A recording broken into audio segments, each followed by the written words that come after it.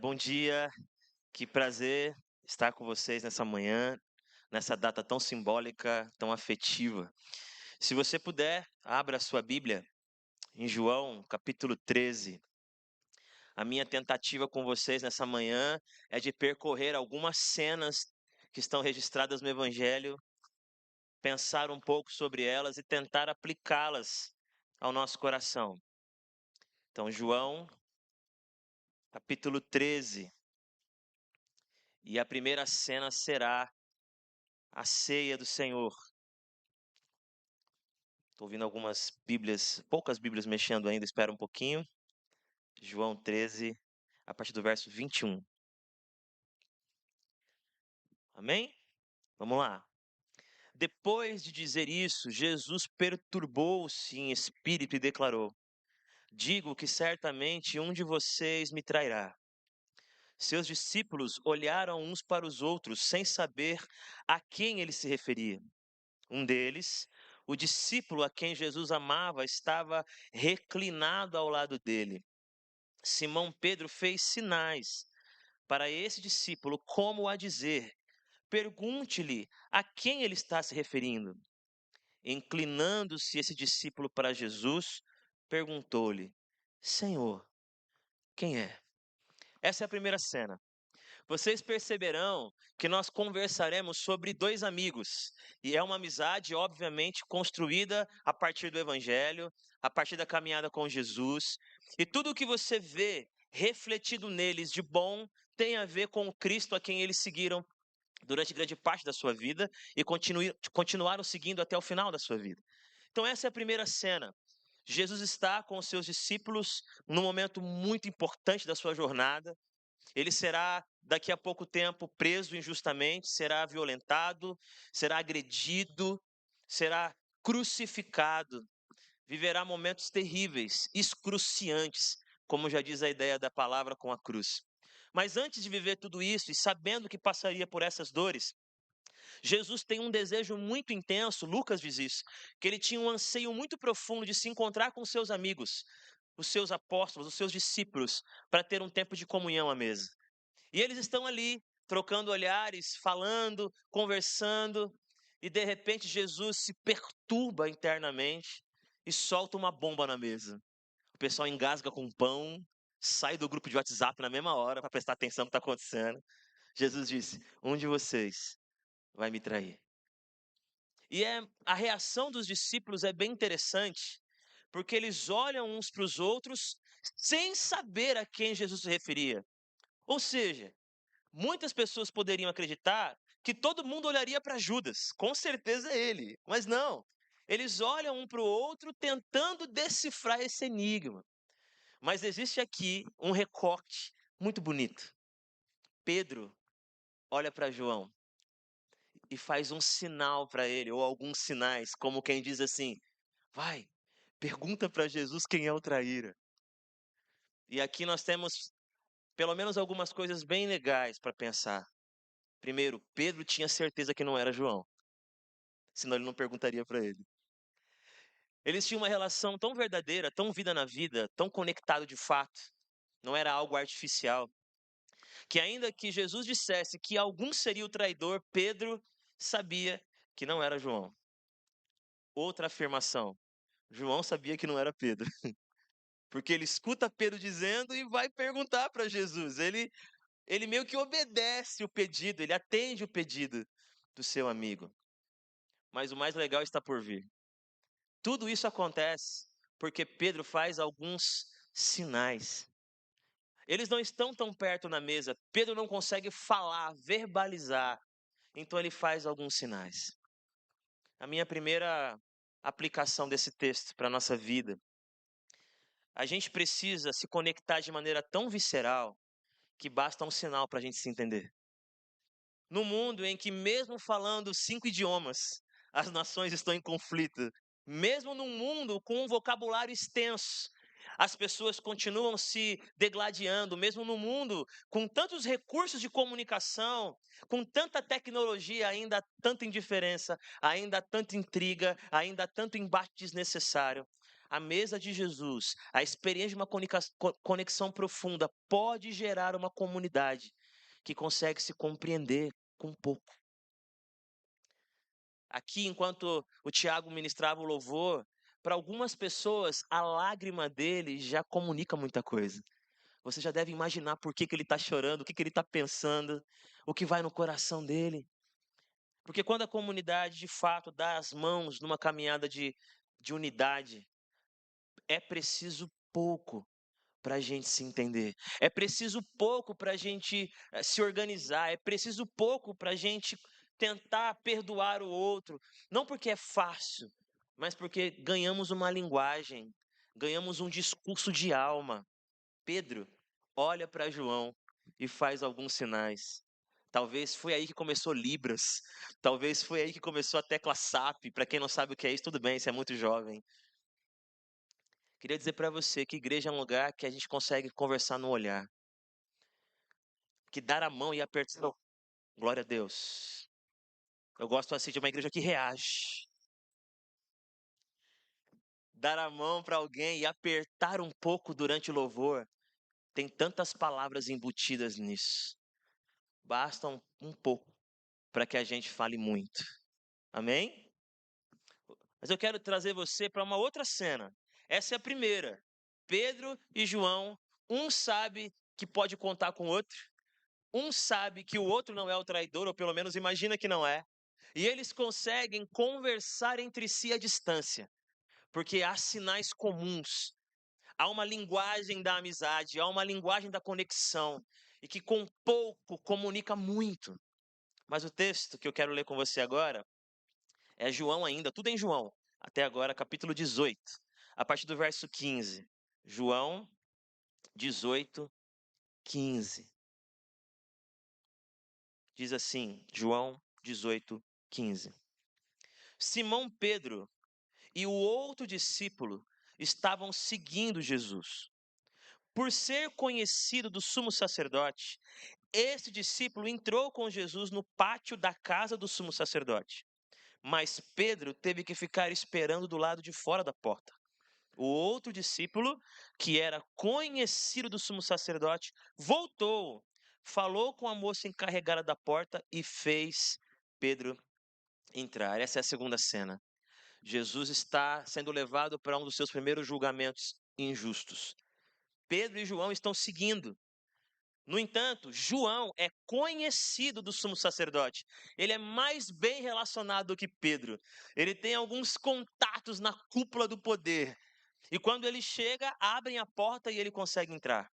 Mas Pedro, não dotado dos mesmos contatos, fica do lado de fora. E o que o seu amigo João faz? João volta até a porta, conversa com a mulher encarregada e diz: tem um amigo aí fora e ele precisa entrar. E então Pedro consegue acessar aquele lugar que será tão importante para a história dele. Se a conexão real da jornada afetiva e virtuosa de uma relação de amizade, de comunidade, nos dá uma linguagem própria, nos dá uma comunicação profunda, nos dá sinais para que a gente se compreenda. A caminhada da mesa, a caminhada da jornada coletiva, também nos dá um senso de lealdade. Porque quando João entra, e quando João acessa, e quando João chega lá aonde ele precisava chegar, porque ele tem amizades, porque ele tem possibilidades, porque ele tem alguma coisa a mais do que Pedro na vida. Talvez uma família mais conhecida, talvez um nome mais respeitado. João não se contenta em chegar lá, ele volta para trazer mais um. Ele não se contenta em ter portas abertas, ele quer abrir portas também. Isso tem a ver com lealdade. Isso tem a ver com um sentimento profundo de comunhão com alguém. Se é verdade que Deus nos dá linguagens afetivas, Deus também nos dá a disposição de liberar acessos que nós tivemos para aqueles que não tiveram. Talvez você seja amigo de gente que eu não sou amigo. Talvez você tenha telefones que eu não tenho. Talvez você tenha caminhos que eu desconheço. Mas quando você chega lá, quando você alcança alguma coisa importante para a sua vida, você se lembra de mim e você volta para abrir a porta para mim também. Conexão real é desenvolver um coração tão generoso e genuíno na relação de amor, de amizade, de companheirismo, que a gente volta para abrir a porta para alguém. Talvez você é formado em inglês, você manja de espanhol, você manja de alemão.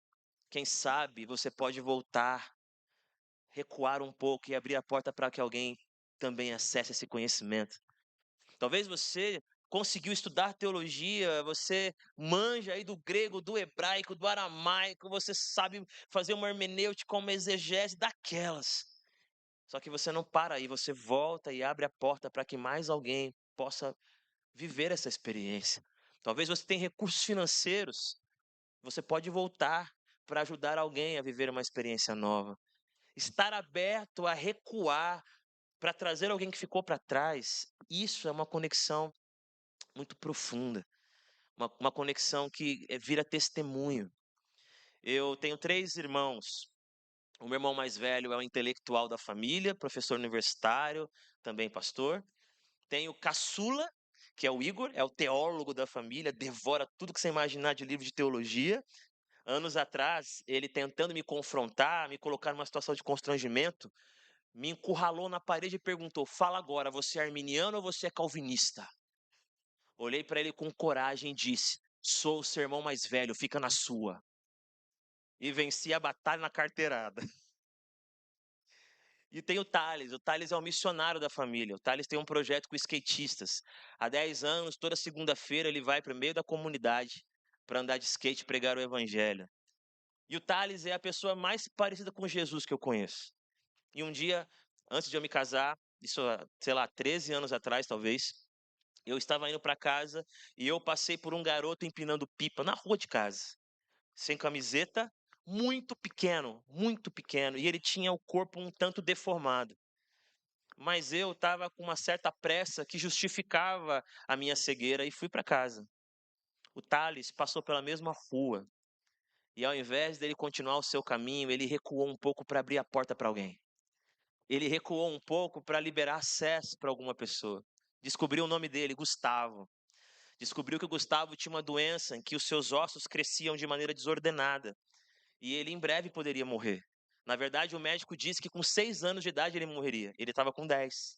O que o Thales fez? O Thales começou a abrir portas para o Gustavo. Onde ele entrava, o Gustavo entrava junto. Onde ele sentava, havia um lugar para o Gustavo. Eu me lembro que anos atrás, obviamente há uns anos atrás, ele perguntou para o Gustavo: qual é o seu sonho? 10 anos de idade. E o Gustavo respondeu: meu sonho é comer no McDonald's. O que o Thales fez? Pegou meu dinheiro e foi no Mac. Anos depois, ele perguntou de novo e o Gustavo disse que queria muito ir no cinema, porque diziam que a tela era muito grande. E o Thales abriu a porta para ele também. Depois ele disse: eu queria conhecer o mar, eu queria me molhar naquela água, correr naquela areia, ver o sol numa perspectiva diferente. E o Thales levou o Gustavo. O Thales foi abrindo porta, foi abrindo porta, foi abrindo porta. Aonde ele era conhecido, o Gustavo também era. Um dia, o Gustavo chegou em casa, ele contou para nós depois toda a história. Ele chegou em casa e disse para a mãe, muito pobre, a família muito pobre, o pai abandonou. Mãe, eu quero dar um presente pro Thales. O que a gente tem para dar? E a mãe, animada, reagiu. Filho, você não acredita. Ontem a vizinha deu um leite a mais pra gente. E o Gustavo, com o coração cheio de alegria, pegou aquele pacote de leite da prefeitura, surrado, colocou numa sacola plástica, atravessou o bairro como quem vai fazer uma obra missionária, sabe? Chegou na porta, chamou o Thales, ele estava ocupado, eu atendi. Quando eu peguei aquela sacola e abri, eu perguntei se era para a cesta básica que o Thales costuma oferecer no bairro. E o Gustavo disse: não, eu gosto tanto do Thales que eu queria dar um presente para ele, para que ele sempre se lembrasse o bem que ele fez na minha vida. Eu chorei, meu pai chorou, minha mãe chorou, todos nós choramos. Por quê? Porque o Gustavo aprendeu uma coisa que ninguém pode tirar dele. Ninguém é tão pequeno que não possa abençoar. Ninguém é tão grande que não precise ser abençoado. Hoje ele está com o Senhor. Ele de fato partiu. Mas antes de morrer, ele entrou. Ele não ficou do lado de fora da porta. Conexão real tem a ver com a gente se preocupar em voltar e liberar acessos que nós tivemos. Ainda que seja uma casa, uma família, um Natal recheado de comida. Se você e eu nos conectarmos com as histórias ao nosso redor, você vai entender que abrir um pouco a fechadura vai mudar muito a vida de alguém. Próximo texto, João, capítulo 20. Ô Dani, você não quer tocar um pouquinho lá comigo? Pede pro tecladista ali se ele deixa você ir lá. Vai lá. Ele tá ali, ó. Vai lá, Dani. Ele deixou. Nós três temos a mesma cabeça. O que tem aqui, tem ali, tem aí, mano. Estamos ligados pela mesma realidade. João, capítulo 20. Enquanto eles estão arrumando ali, para mim essa é uma das cenas mais maravilhosas da ressurreição. João capítulo 20 vai pintar com cores incríveis uma imagem que deveria ficar na nossa alma e moldar o nosso jeito de olhar a vida. Olha só que lindo. Mais uma vez vai envolver Pedro e João. No primeiro dia da semana, capítulo 20, tá? Versículo 1. Bem cedo, estando ainda escuro, Maria Madalena chegou ao sepulcro e viu que a pedra da entrada tinha sido removida. Então correu ao encontro de Simão Pedro e do outro discípulo, aquele a quem Jesus amava, e disse: Tiraram o Senhor do sepulcro e não sabemos onde o colocaram. Pedro e o outro discípulo saíram e foram para o sepulcro. Agora olha isso. Os dois corriam, mas o outro discípulo foi mais rápido que Pedro e chegou primeiro ao sepulcro. Ele se curvou e olhou para dentro, viu as faixas de linho, mas não entrou. A seguir, Simão Pedro, que vinha atrás dele, chegou, entrou no sepulcro e viu as faixas de linho, bem como o lenço que estivera sobre a cabeça de Jesus. Ele estava dobrado à parte, separado das faixas de linho. Depois, o outro discípulo, que chegara primeiro ao sepulcro, também entrou. Ele viu e creu. Que cena magnífica! Jesus acabara de ressuscitar, mas isso ainda não ficou claro para os discípulos. Eles ainda estão compreendendo, juntando as peças.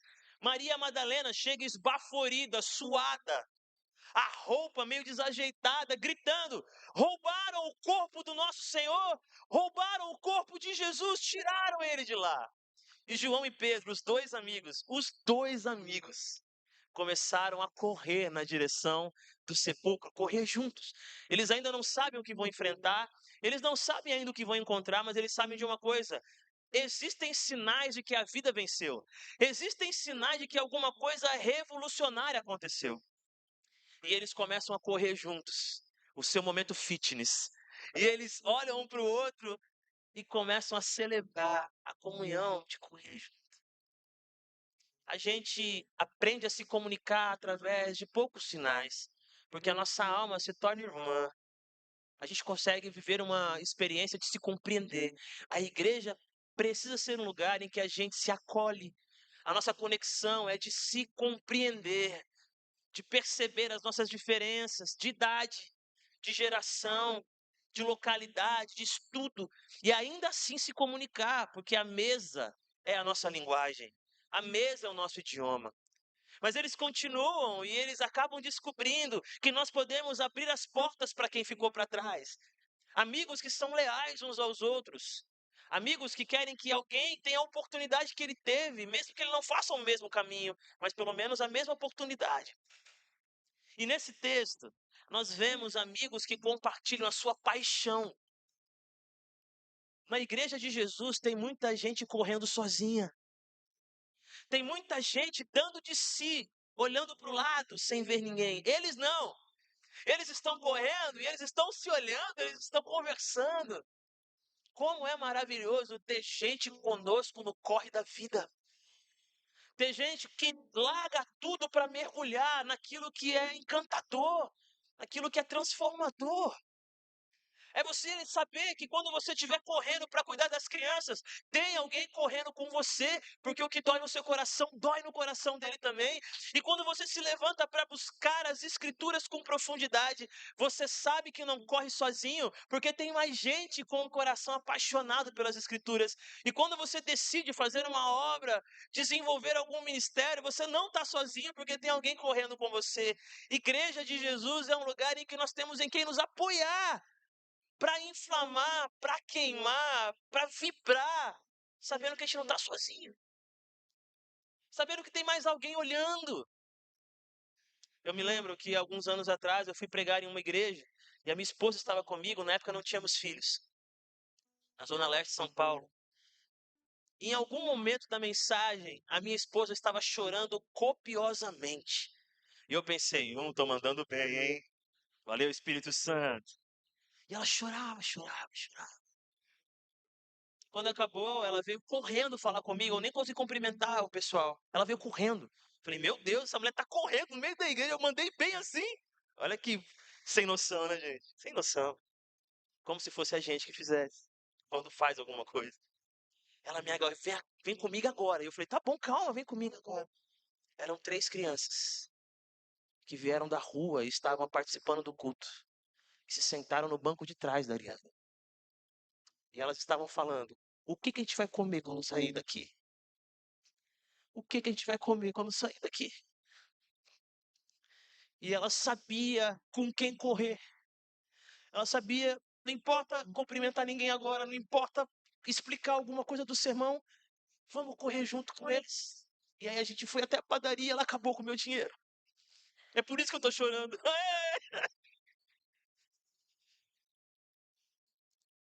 Você não tá sozinho. O Espírito do Senhor tem tocado o coração de muita gente que quer correr com você. Quando você se levantar para viver a paixão que a mesa de Cristo incita em você, você não vai estar sozinho. Deus vai levantar de algum lugar gente para você olhar para o lado e falar: Uau, tem mais alguém comigo. E sabe o que é maravilhoso nesse texto? Os 2 correram, mas um era mais rápido. Quem? João. Quem chegou primeiro? João. Mas quem entrou primeiro? Pedro. Porque assim é o reino de Deus. Quem chega primeiro é só para preparar o lugar para quem está vindo. Quem chega primeiro não é para levantar troféu, é para viver a missão. Porque no reino de Deus o maior é quem serve. Quem chega primeiro é para arrumar o banco. Quem chega primeiro é para falar, estava esperando você. Pode entrar, Pedro. Uau, isso é apaixonante. Viva de tal maneira que as coisas pelas quais você corre influenciem quem está perto de você. Que as coisas que te apaixonam, que é mais do que regras e moralidades, que é mais do que cumprir agendas importantes, é as pessoas perceberem em você que o seu coração bate mais forte por algumas coisas. E que essa paixão te consuma de tal maneira que conecte outros à missão que Deus te deu. Quando você correr, alguém vai correr com você. E você vai correr com alguém. E quem chegar primeiro é só para preparar o lugar para quem está vindo. A última cena. Perdão, a penúltima. João 21. Mais uma vez, Pedro e João. Versículo 4. Ao amanhecer, Jesus estava na praia, mas os discípulos não o reconheceram. Ele lhes perguntou: Filhos, que lindo, filhos, vocês têm algo para comer? E eles responderam que não. Ele disse: Lancem a rede do lado direito do barco e vocês encontrarão. Eles a lançaram e não conseguiam recolher a rede, tal era a quantidade de peixes. O discípulo a quem Jesus amava disse a Pedro: É o Senhor! Simão Pedro, ouvindo dizer isso, vestiu a capa, pois havia tirado, e lançou-se ao mar. Que maravilhoso. Conexões reais nos dão linguagem que comunica corações, basta um sinal. Conexões reais nos dão uma lealdade e a gente quer chegar junto, a gente quer abrir porta, a gente quer voltar um pouco para que pessoas tenham possibilidades que nós tivemos. Lealdade. A mesa, a caminhada comunitária, ela gera em nós paixões partilhadas. Temos com quem correr. E quem chega primeiro é para servir. Quem chega primeiro é para colaborar. Quem chega primeiro é para se estender e cooperar com quem está vindo. E esse texto agora. João sabia que Pedro nunca mais foi o mesmo depois de trair Jesus. Todos eles abandonaram. Todos eles tiveram a fuga.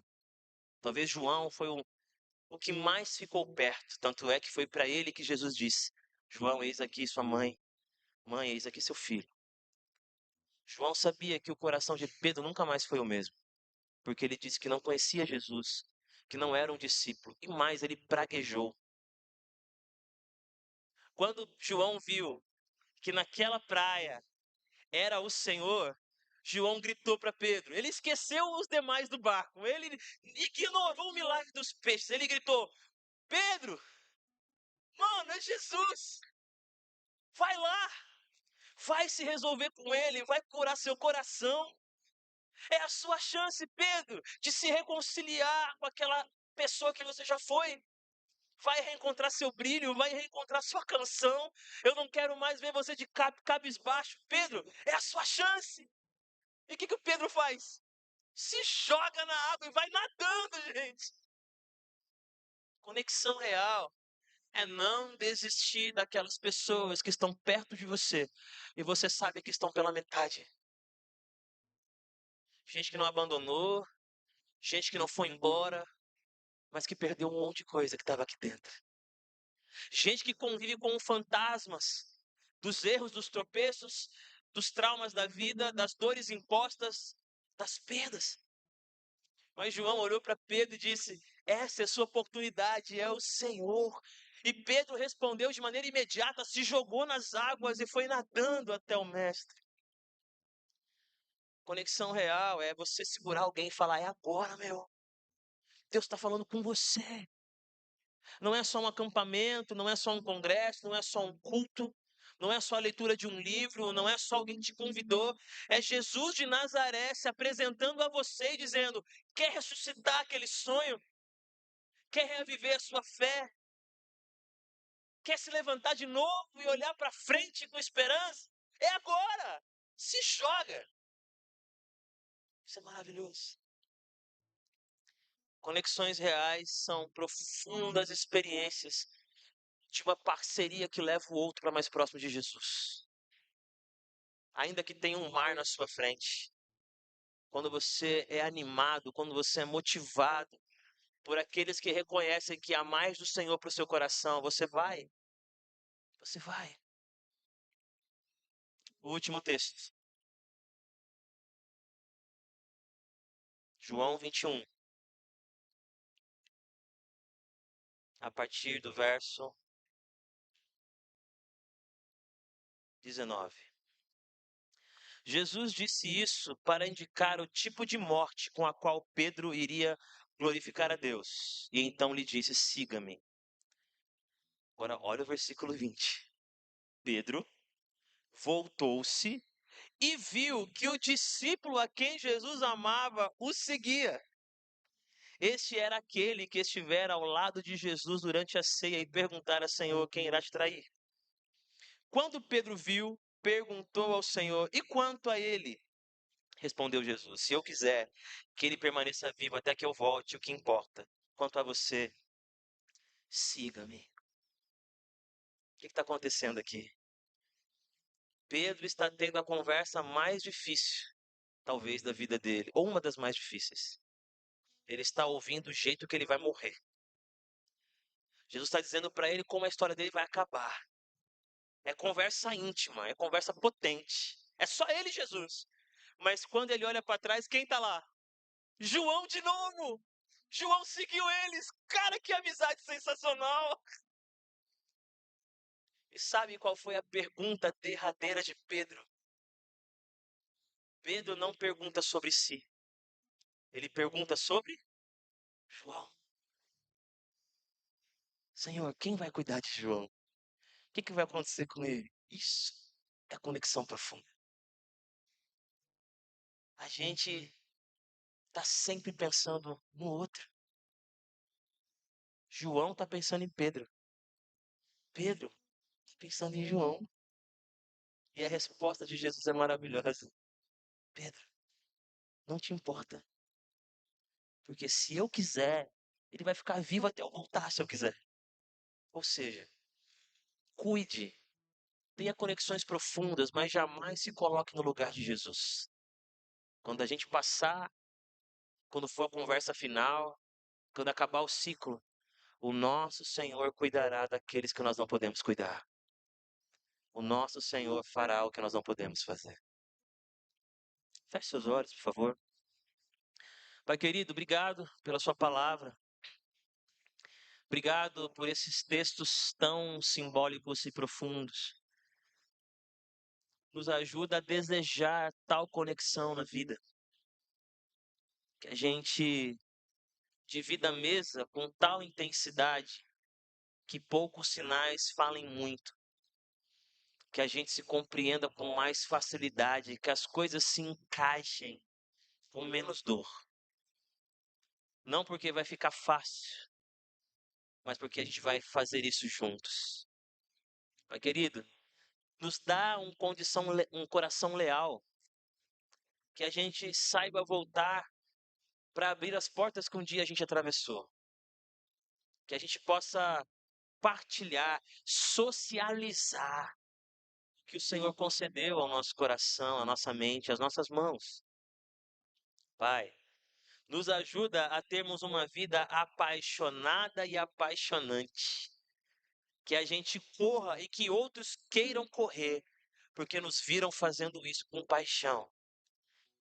E que quando a gente chegar lá, a gente entenda que quem chega primeiro é apenas para servir os últimos.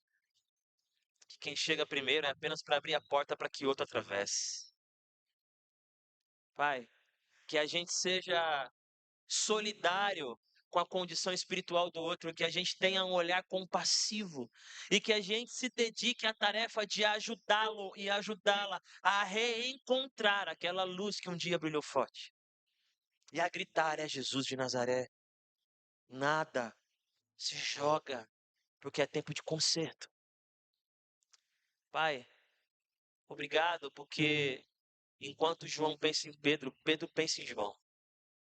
Que nós sejamos uma igreja assim, que pensa mais no outro do que na gente. E que alguém pense mais na gente do que neles. E que esse seja o nosso testemunho. Que nunca faltou na minha mesa, nem na mesa de ninguém, porque a gente serve um ao outro. Obrigado pelos 7 anos dessa igreja. Obrigado pela condução que o Senhor tem dado. Obrigado pelo pastor Reinaldo Júnior, pelo Diego e pelas demais pessoas da liderança. Obrigado pelo Daniel que veio comigo. Obrigado pelos amigos que se amam nesse lugar. E pelas histórias bonitas que estão sendo escritas aqui. Em nome de Jesus. Amém.